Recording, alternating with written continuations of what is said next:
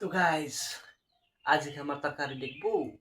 हमारी तरकारी हो आज सो केराव और आलू बने जाइटा है। सो पकाई रही मही जाइटो है। सो मैं पकाई जाइटू अपनी तरकारी हमारा आगे मैं आगे जल्दी सुल्काले लिरूँगा।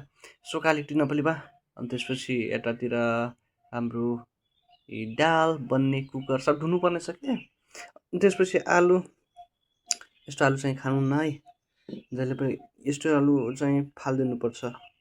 सो केराउ चाहिँ यहाँ छ अनि मैले आधी छिलिसकेको छु। सो अब चाहिँ पकाउन तयारी गर्नुपर्छ। सो अझै यो छिल्नुपर्ने बाँकी छ, म छिल्छु है अनि छिलेर त्यसपछि पकाउँछु।